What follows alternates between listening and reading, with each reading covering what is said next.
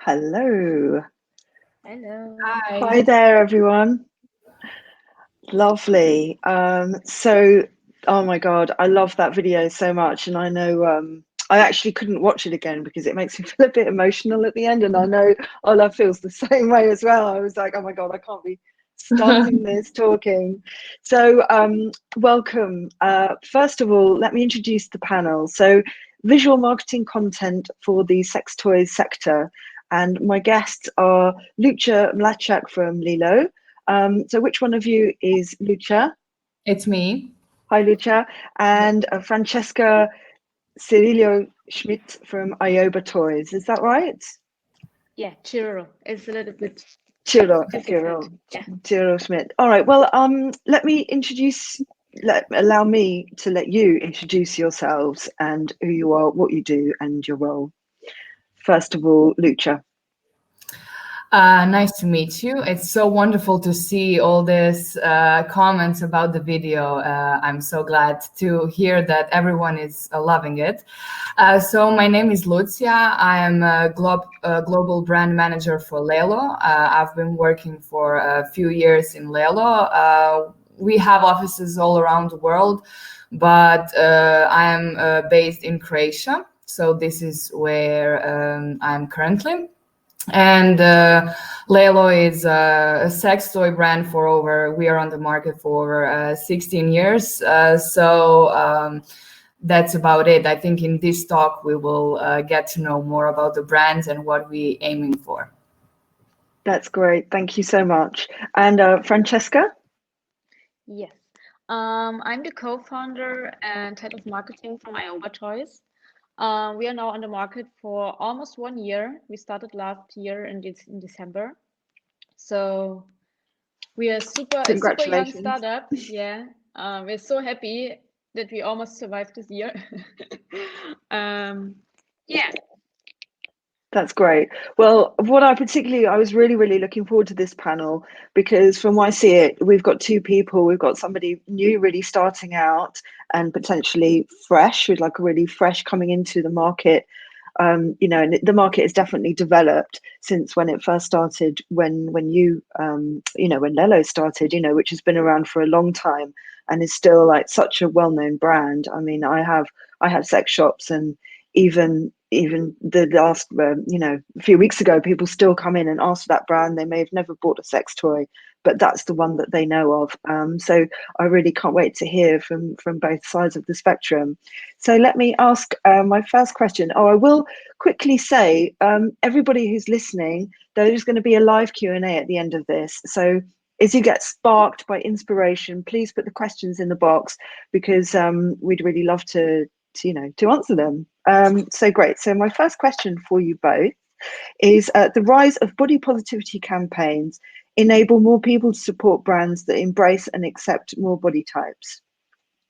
Some sex toy brands are making headway to make others aware of not accepting one standard female model type body as the only body shape, but it's still not enough. Brands should realize they should set the example through their marketing campaigns and advertisements. How should they do that? So Lucija, would you like to share with us your insights? Yeah, sure. So first of all, I would say that body positivity nowadays, it's a normal kind of advertisement. It's a must. It's something that everyone is aiming for. I mean, you probably, all of us saw a show from Rihanna, the Savage Fenty one. So that's like something where she brings all body shape and shows sexuality in a really different manner. So in LELO, we see it as we somehow extend that body positivity message. As you saw in the video, we are really focused on the emotion itself, because I think the most important thing is to feel good in your own skin. And once you feel good in your own skin and explore your sexuality, you will find that confidence. And what we are aiming for, to find content creators who are actually in line with that and with our mission and vision. We recently collaborate with, for example, Whitney Waytor. She was a TV star in a show My Big Fat Fabulous Life, and it was broadcasted in TLC.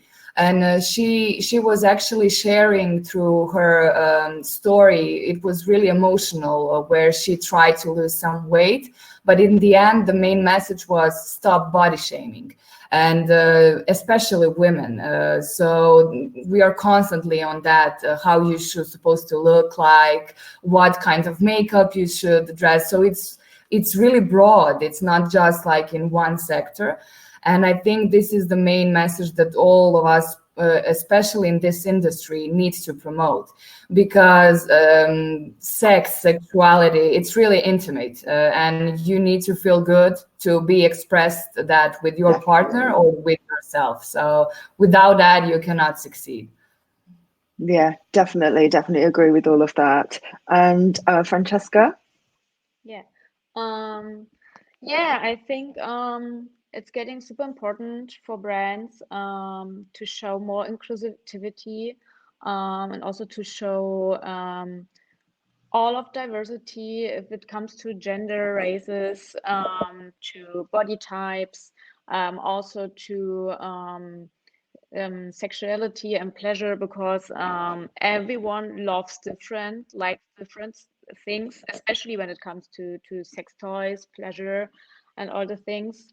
And I think it's still a taboo to talk about it. And I think brands can do a lot with advertisement, especially on social media, to just yeah, that everyone has the same problems, or everyone needs pleasure, everyone is having sex, so it's nothing we have to hide. Yeah, and I think it's super important that brands are setting an example to push the movement about body positivity forward. And yeah, I think yeah, it's great that brands are starting to recognize these problems, or to recognize this movement. And but I think it's an ongoing effort, and I think we are just in the beginning, and there's so much to do still. Yeah, and I hope this will be a high priority for the future, right? Yeah, definitely. And I think, I mean, we're tackling a problem here that isn't just about our industry, it's about the media in general, and every single other industry that is starting to, to change the way that they're thinking, but still very, very slowly. So to think that it's going to start with ours, I think is maybe slightly unrealistic, but we have to, it's just so important. So now so this is for you, Lucia. In a world where bodies remain scrutinized for not conforming to the norm, famous personalities and influencers speak up against the constant criticism by the media. Many people have also taken a stand against some marketing messages and some adult sex tech and wellness brands for continuing to promote a body image that many can't attain. How should brands take steps in empowerment through body positivity marketing due to the prominence of social media? I mean, admit it or not, we are all influenced by social media. No matter how well educated we all are, that some of the lives that are showing on social are not real, in terms of everyone is fit, rich, well dressed, and so on. But subconsciously, it still influences our activities and our our life in general, because if you use social media every day, as I do, it's still influenced by it. So I think brands should focus mainly about what kind of feeling they really would love to embrace in their audience. And especially for our industry, because we cannot have campaigns on TV or advertise wherever we want. So social media and content creators are the really crucial for it. And what you need to do, and all of us as a part of the company, we need to find the content creators who are really in line with our mission and vision to promote our values. And it's not easy to find content creators who are really unique and who have experience in showing this kind of stories. So they really have some influence, you know, in surroundings. So especially for this industry, a lot of people will not even collaborate with sex toy brands because they don't think, they are not comfortable about talking about it. So it's hard even to find someone, and when you do, to find even a good content, it's even challenging more. So we have actually in LELO entire team, and it's the biggest one, who are just doing, research the potential collaborations and everything. So once when you are in the field of body positivity, spreading the main message, and taking responsibility that you as a brand are responsible bringing that message to the audience, I think it can move slowly. And once even one brand from a sexual wellness industry is doing that, it's good for everyone, because people start to talk, and it's good for a startup, it's good for the bigger brands, it's good actually for everyone, and each of us have their own audience. So I think the main thing we need to do is find those unique, authentic stories to cover those images, and to cover actually stop body shaming, especially to women and young girls, because on social we have a lot of Gen Zs and we have a lot of millennials, and for Gen Z they're still, you know, exploring who they are as a person, and we need to support that. We need to be there for them and to really spread realistic message towards our brand. Yeah, definitely. I hear you, and I love the way that you accept there is a responsibility for these brands on your part to be really setting the standard. And Francesca, brands should and could also look in retrospect and learn how not to emulate ads from the past. By doing this, not only can they attract target audiences, but spark conversations and spread awareness. What are the reasons for body positivity is an important part of your company marketing? Our mission on Ioba is that everybody is different. Everybody loves and likes different things, and we think, or we believe in, you should be you. You should do what you believe in, and you should do what makes you feel good. I think especially in pleasure, we love working with content creator and with influencer, and just let them do their thing, to be real, and to tell their stories. And we are more taking sometimes the part of the background, starting and pushing this movement, because we want to hear real stories. We want to that they are having the influence, that they are that they are talking it about. And we also had the problem to find people want to talk about this and to work with us. And but we felt like when we had the first people that usually don't speak about it on their blog or on their accounts, then you pushed it, right, this movement, and then everyone joined. She is talking about it, now I can talk about it too. And I think it's a great thing, because I think female pleasure is still so hiding, and it's a great taboo. And I think especially a lot of young women feel ashamed about it, don't want to explore, want to explore themselves. I have a lot of conversations with influencer, deeply conversations, getting feedback, giving tips. And I think it's also that we as a company has to educate ourselves too, to learn from the influencer. And I think it's also our responsibility to educate also the next generation, that hopefully the next generation will make this taboo gone, right? That the next generation will learn differently about this, and hopefully the society will have another picture about this. That's great. That's a great answer. And I'd just like to say that your Instagram, your Ioba Toys Instagram, is really, really lovely. And there's, there is really a proper example of what I think everybody should be aiming for. There are bodies of all shapes and sizes, upfront, proud, feeling sexy and looking sexy. So I think you're definitely getting that message across. But I can understand also, approaching influencers isn't that easy, because the moment they promote a sex toy, then they're kind of niching themselves that way. And will the bigger brands, like big clothing brands, then want to be associated with them?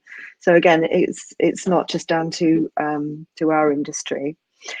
So now a question for both. Do you know what, I've got another question, but I think I don't want to run out of time, and there's a couple of good ones here. So I'm just going to go on to what is your take on the new celebrity endorsements? Lily Allen, Woman with Womanizer, Cara Delevingne with Laura DiCarlo, and etc. So I don't know who would like to answer that first. Maybe Lucia? I will do it, yeah.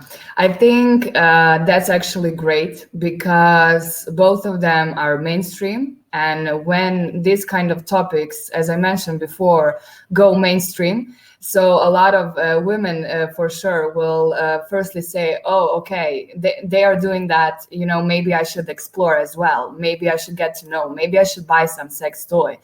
So I think we are going as an industry, especially during this time, in a really good direction. And for us, I think COVID, the plus side and positive side of COVID is that the growth of the industry and the mindset of the people, because they are mostly alone, they are exploring, researching and everything. It's good, because we growth probably before that it went slowly, but now went big faster. And when we see a lot of celebrities endorsements, no matter which brand, it's great for entire population and all the people who are maybe interested, but they were ashamed to ask, ashamed to try. So when you see a celebrity standing across some brand, you see, okay, it's normal, I should try it probably. So I think it's great for all of us in the industry, because for sure search for sexual wellness products will rise higher than ever before with these collaborations. So well done, I would say. Yeah. And what did you think about that, Francesca? Have you got any celebrities in the pipeline? Yeah, I think it's great that they're starting talking about and working with some brands.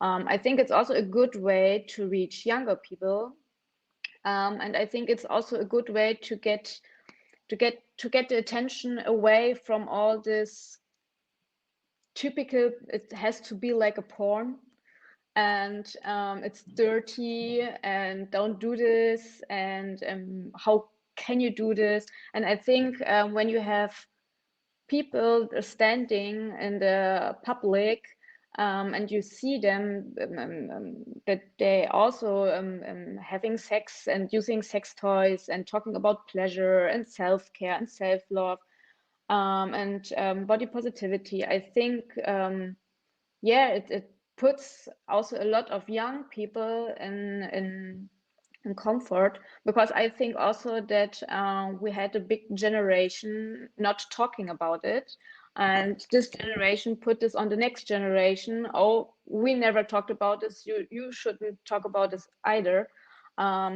And I think, yeah, with this young people standing in the public, I think it's a good way to reach a big audience, to reach a younger audience, and to normalize it, because yeah, they have a big influence. And I think yeah, the society changes more when you have this public people or public woman who has influence talking about it. Yeah, totally agree. And I mean, I didn't actually know that the reason that Lily Allen is doing that collaboration is because she hadn't had an orgasm, and then she used one of their toys and she came, and that's why she's working with them. And she, I think she was even saying in one of her podcasts, like, I was so angry I had to just go and apologize to people on Twitter that I'd gotten angry with because I just hadn't had an orgasm. Like, sorry. So I like that. But I also, a slight criticism for them is that they did an exclusive for larger chains. So the smaller shops and the smaller independent businesses can't sell it for a month. And I think I think they like missed a trick with that when they could be supporting the smaller business. Let me just have a look what questions we've got coming in. I know there's one for you, LELO. LELO has 158,000 followers on Instagram. Woohoo! God, we all wish we had that, don't we? What percentage of your marketing focuses on social media marketing? Where do you invest your largest part of the budget? So yes, as you can see, we are investing a lot of our marketing efforts into social media. I would say around 70%, because we have a team dedicated just to paid content and collaboration. So mainly all of our activities, what we do and all the campaigns that we are doing, we are always promoting through content creators, as we mentioned before. So since this is the channel, I mean, Instagram is as well the channel who is censoring us a lot of times. And even though pictures were completely normal, and all of us know that Instagram is removing pictures of a women body when you show nipples, etc. So this is something that it's really frustrating in the 21st century that we are dealing with that. And but we are always trying to improve that and communicate to our audience what we are dealing with. So social media, it's mainly activity that we are doing besides some blog posts and YouTube as well, and it's a really strong part of our budget. So I hope everybody took notes in that. And now I've got another question for you, Francesca. How are you combating the censorship today? Yeah, 2 days ago we got our main account back. So yay! Yeah. So yeah, we know the problem. In August we lost our account. It took us a lot of work out. We don't know yet what happened. So we know that it's really hard. You can't say sex. You can't show too much skin. You never know if you can openly talk about pleasure. Yeah, it's really hard because I know where it's coming from. I know the guideline wants to make sure that young people are not influenced by really hard, I don't know, porn, or too much, or to get I don't know, more in the dirty direction. But I think that also takes away the awareness to talk about stuff like this, right? So and I also saw a lot on Instagram that Instagram is also looking or also putting away pictures more when it's coming to diversity, to bigger sizes and bigger bodies, because I think it's getting away from what we think what is normal. Yeah, and I think when we normalize all of this a little bit more, I mean, everybody looks in the end a little bit like the same when we are naked. So there's nothing to be ashamed of it. And but I think also in social media we all make still a lot of shame around it, right? But in the end, we are all humans. In the end, when you break it down to the basic, we are not so different, right? We are all the same, and in the end, we all want or need pleasure, love, and acceptance and body positivity. Yeah. That's great. And I'm sure we were all asking, what were the steps that you did to actually get your account back? Contacting, you have to contact, and there's no one really behind it in person, so it's really hard. And I mean, it took us 3 months. So yeah, there are steps you have to follow, and I think the problem really is they are not looking for the individuum. They are not looking for this one person if they decided right or not, because there is an algorithm behind it, I think. So there is no really human being behind it, and looking at it and deciding it, and I think that's a real problem. Yeah, so we don't know how we're just happy about it. Yeah, well, I'm going to have to bring the end of the panel, but I don't know. I was just wondering, Lilo, do you have anything to add to that quickly, Lucia? To Instagram or to the question? Well, I was just wondering whether the LELO has ever had their account taken off Instagram. Yes, we had several times accounts, pictures. So in the beginning, now we didn't have an account taken, but we have several times account taken. So it's really well-known story for all of us, I think, out there.